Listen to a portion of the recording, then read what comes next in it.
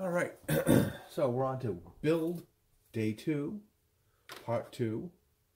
Now what I've done in the meantime is, last night, right before dinner, I added a little bit of glue on the tops of here, on the bottoms of here, just so we had another coat of glue. Did a little bit more of that. You see it's still a little bit shiny. About an hour ago. Still really needs to dry a little bit more, but we're going to move on with the project. Now I apply the glue with another high-tech tool. It's just a sharp skewer.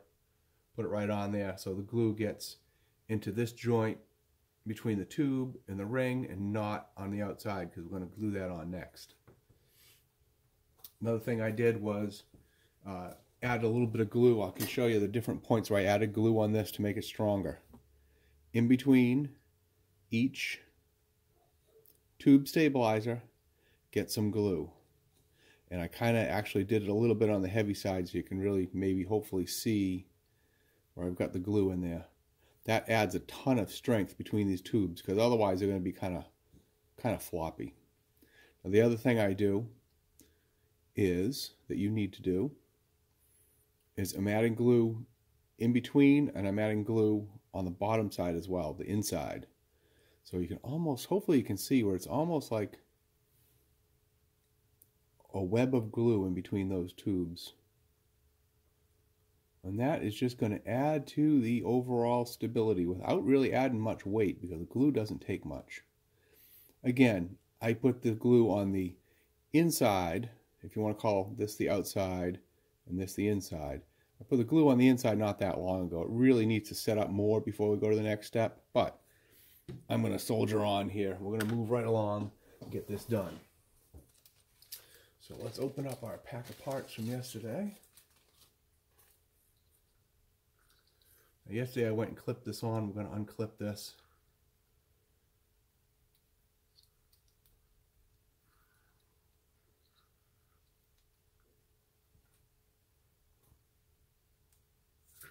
Now we're going to attach this to the body tube.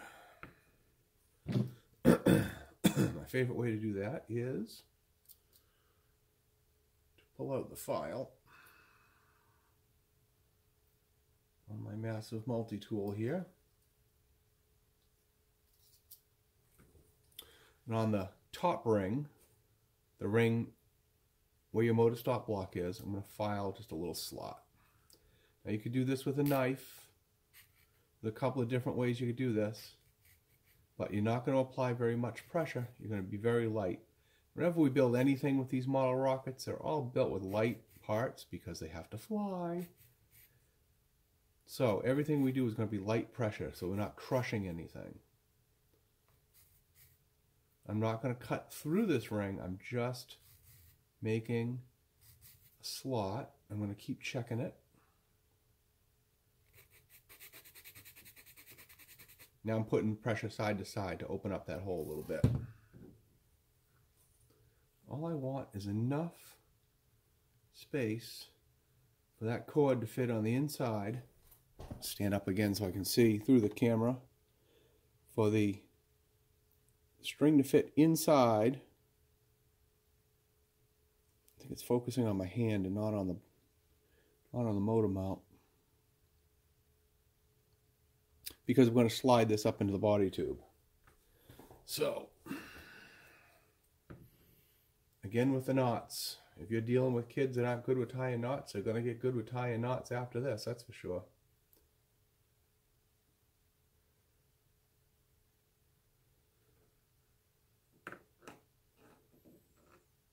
One knot, 2 knots. Okay, I'm going to move this over. I'm going to get out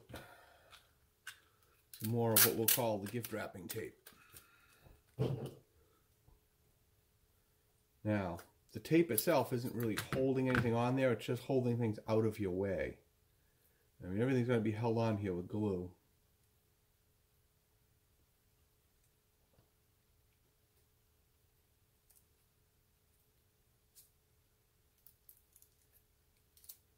But we're going to make this so everything's out of your way when you go to slip it into the body tube. I've got a little bit of a hanger on here. I'm going to get rid of that. Time to sharpen those scissors, huh? And I'm probably going to use another little sliver of gift wrapping tape.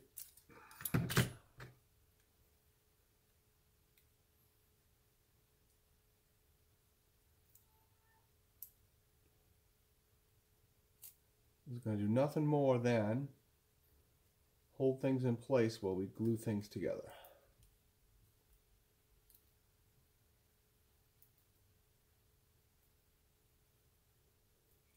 Now I'd probably like to get rid of that little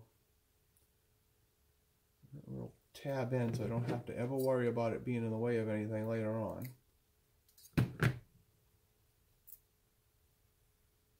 Now, that is held on there. All that's doing is just holding that string down.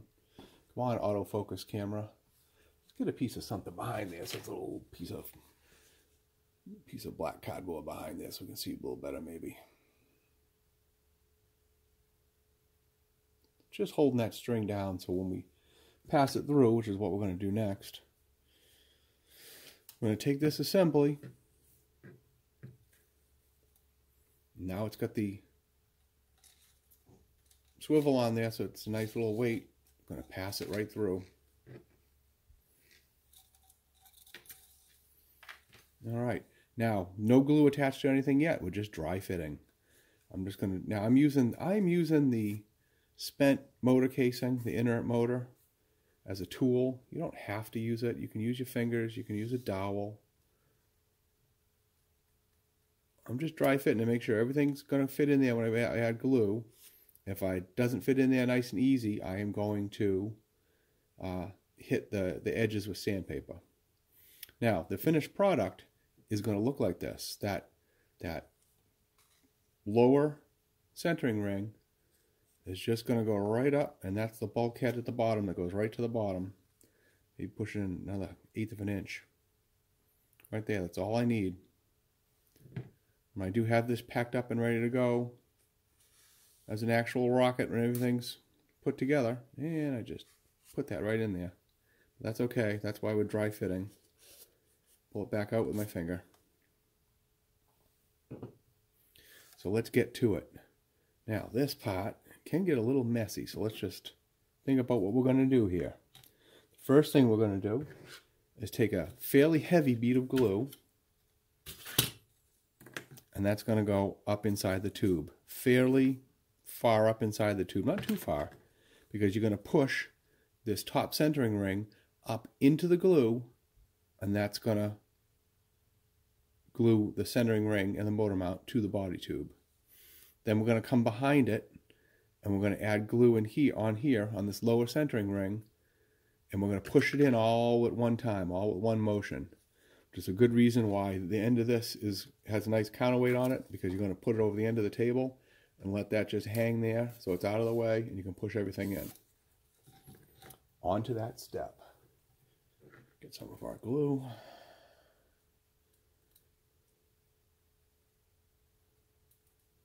Okay. I kind of way overdid it with the glue, I think. Oh no, not too bad. Make sure I'm on camera here.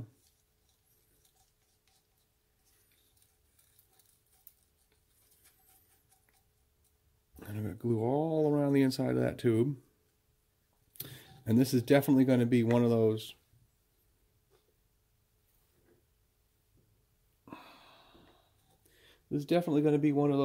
situations where this part then again has to dry overnight. So certainly this is going to be done at least the day before launch day. If not, there we go, that's what I'm talking about.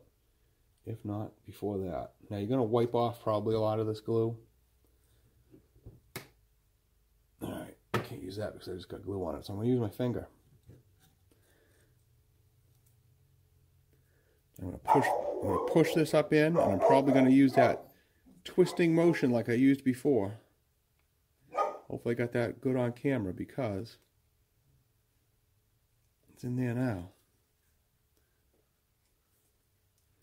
Now I'm wiping off glue.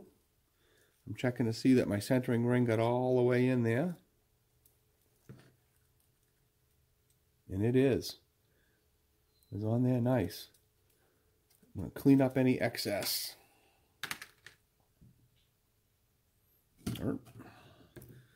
Purposely putting it upside down. Wipe my fingers off.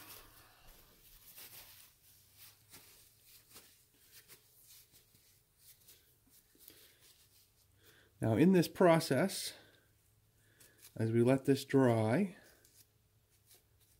clean any glue I have that might have seeped down onto the surface of the tube fins.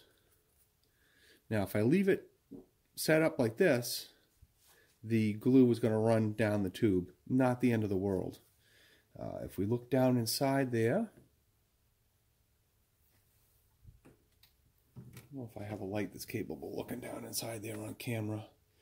If you could look down in there, you would see that there was a pretty good wad of glue, a nice ring fillet of glue that has pushed up. Because we've pushed that centering ring up through the tube, through the glue, and twisted, so we have a nice ring of glue up there. So I really want to let it dry like this, standing upright. I can't put this motor in there because I just put glue on it. I have others. Or better yet, I'm going to put this on pause. Alright, this is a perfect opportunity to bring out two of my favorite simple tools. Both of them are based on spent motor casings. One is just hot glued to a piece of, actually I think that's epoxied, to a piece of plywood. This can now dry in the upright position.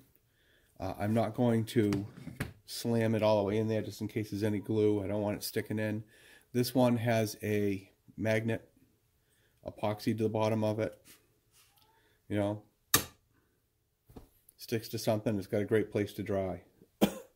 Now, most of your rocket is now finished. It's going to be in the process of drying overnight.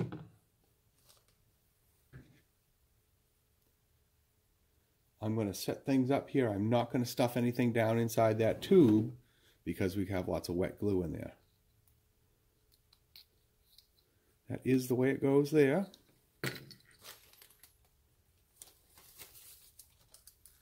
This is our streamer we built the day before.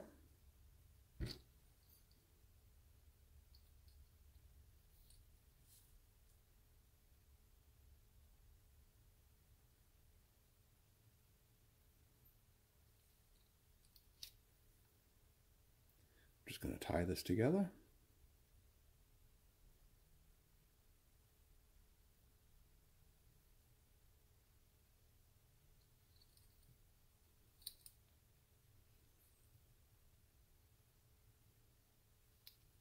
Do I really need to do it 3 times? No.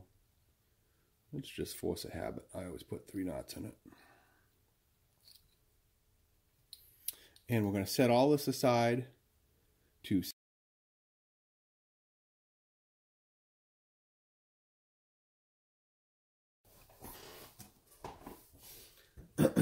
now there's a reason why we wait to do this step of attaching the launch lug. This is what slides over the launch rod in order to maintain stability until you're going fast enough for the tube stabilizers to stabilize. All model rockets, for the most part, are going to have a launch lug that slides over an 1/8" launch tube. Now in a traditional 3 fins and a nose cone, 4 fins and a nose cone type rocket, you're going to mark the tube. You're going to do the launch lug earlier because it's going to have to be in a position relative to the fins. This is a tube fin rocket, tube stabilized rocket, so we don't have that issue. Where it's going to go, it's going to match up to the bottom of that, I should say, the top of that tube fin. Now, if I just put it on like that and glue it to the body tube of the rocket, the launch rod is going to hang up on the tube. So that's what this extra scrap of body tube material is for. Now, there's way more body tube material included in the kit than what you need. So all we're going to do, we're going to use some of our fancy high-tech tools here.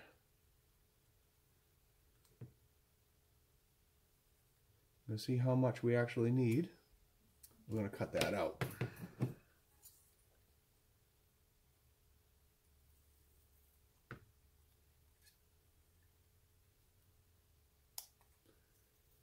Probably should do it a way that isn't going to cause me to get hurt, because the way I might normally do things might not be the way you want to do things if you're doing things with kids.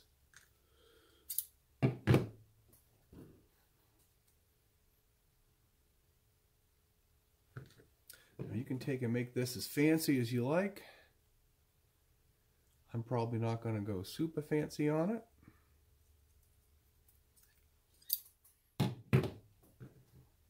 This is just an instructional video to get you the basic idea. So, now if we had measured the body tube and made a line on the body tube where the launch lug was going to go, applied the launch lug to the tube and this little sliver of standoff to the tube ahead of time, we may not have gotten it to the point where it has to go through directly through one of the stabilizers. So we got to do this at the end, not at the beginning. Eyeball that. Where's my high-tech stick? Purposely spreading it out so I have a nice thick bead. The body tube pieces are going to be brown on the inside, white on the outside. So we know we want to put the brown side on the inside. Now just laid that on there, not pushing down yet until I know I've got it dang close to center. And that's going to go on.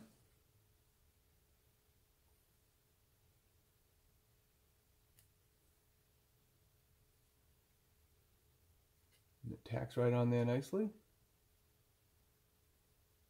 All I'm doing is just rolling my finger along. I probably should buy stock in the paper towel company.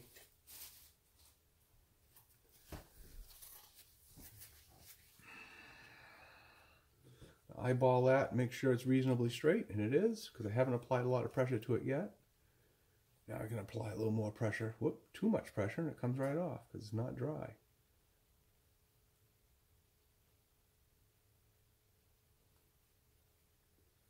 Yeah, it's going to be good. It's starting to tack up.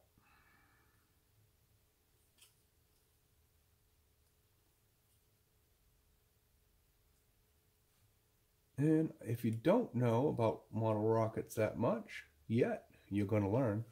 The reason I'm taking so much time to make sure it's straight is because when I put that down onto the launch rod, I want it to launch straight. Okay, now that is going to set up nicely. Looks like maybe I could use a little more glue on there. I'm going to push a little glue under that edge. Tack that edge down. Now, just because it's tacked down doesn't mean it's anywhere near close to dry. It just means it's getting to that point where it's set up enough that it's sticking.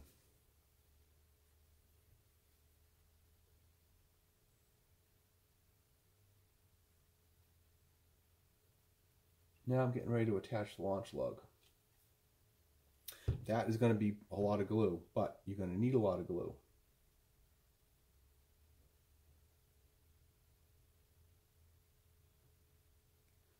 Making sure, while you're getting it straight, that the entrance and exit of that launch lug doesn't have any glue in it. If it doesn't have glue in it, you can go back and take it out later. But it's a lot easier to take care of things now than it is to try to take care of things later. Now,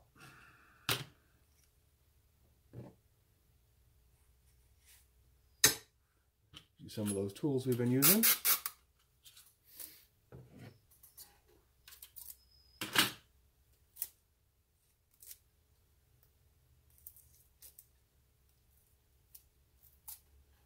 Make myself 2 nice long slivers of tape.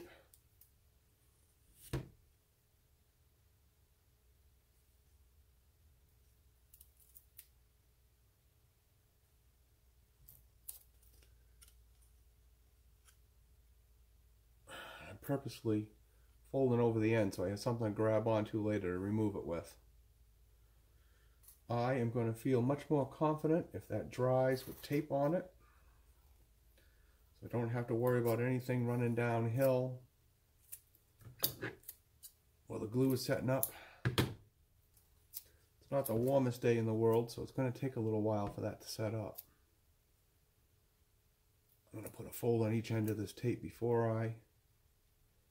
and I don't mind getting my fingerprints all over it and running some of the stickiness off that tape because I want it to be removed later. Now the tape has gone down beyond where there's any glue, so I'm not gluing the tape to the body tube. And yeah, it's a little bit of a fiddle factor to get that done. It might be a little bit different than what you're expecting from a typical rocket kit. And that's on there pretty straight, and I like that. I'm happy with that. So you can see on camera why I have that piece there. It's to allow that tube, that is the launch lug, to clear. This is hard to do with on the back of the camera. To clear that tube fin. Now we're going to let everything set up. We're going to come back to it tomorrow. We're going to peel off that tape and we're going to go over how to load it and get it ready for launch. Alright, weight of the finished rocket is something that people always want to know for putting into a simulator program. Looks like we're right at 18 grams, a mere 18 grams. That is quite light. 0.63 ounces. This is the finished rocket with the streamer attached, with the swivel, the Kevlar, everything, no motor, no recovery wadding.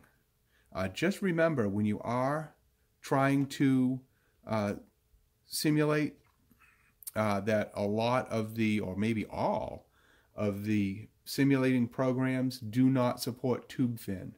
So any kind of altitude numbers that you're going to get, even down to the stability numbers, your stability ratios, they're not supported in those programs. It's going to give you a good basis, but it's not going to be 100% correct. What you have to do to calculate these type of things is use this calculator right here, this in your brain.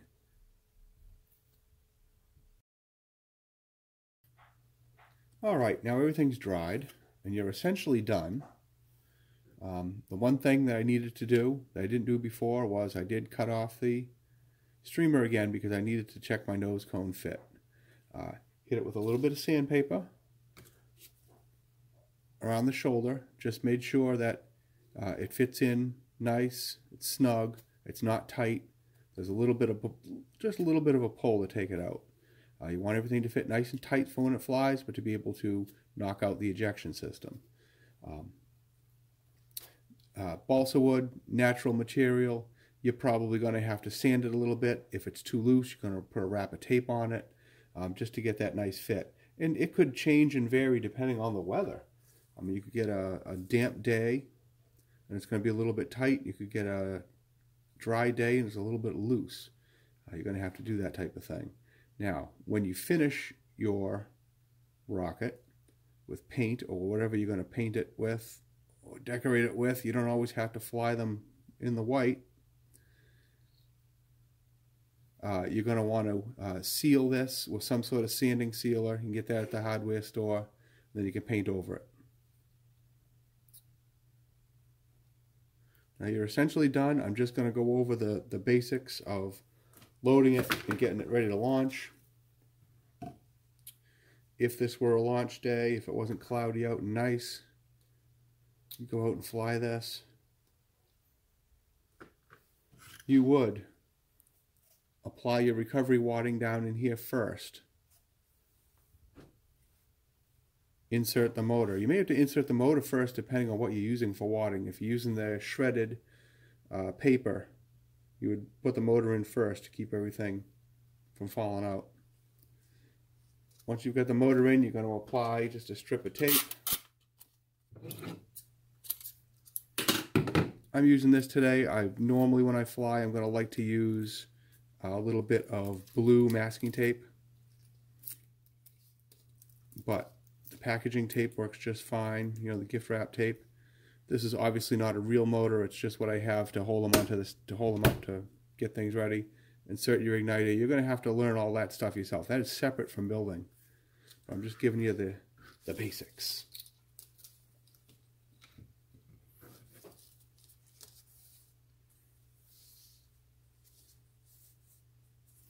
I'm going to prep our streamer. There's another thing that you'll probably learn technique as you go along. You can show the kids how to do it. You know, put it into a nice little bindle. A couple of wraps, not too tight because you want it to come out. Set that aside. It's always fun to do on a windy day, but it's something you learn how to do. It's always easier when you do things on the workbench. You get that in there. You're going to use your high-tech stuffing tool. Nothing is ever, you don't ever want to stuff anything in here really tight. You want everything to be a little bit on the loose side. You know, nothing wrapped up real tight, nothing super solid, because you want it all to come apart. All you're doing is getting everything inside the body tube. If you ever get yourself into a situation where everything's real tight, you know, you can't even get the nose cone in there, well, you've got too much recovery wadding or something, or not enough, if it's a different rocket, not enough actual space to hold everything in. That's it. It's ready to fly. It's a 6-shooter, tube fin stabilized, ready to roll. Now go out there, launch your rockets, and have fun.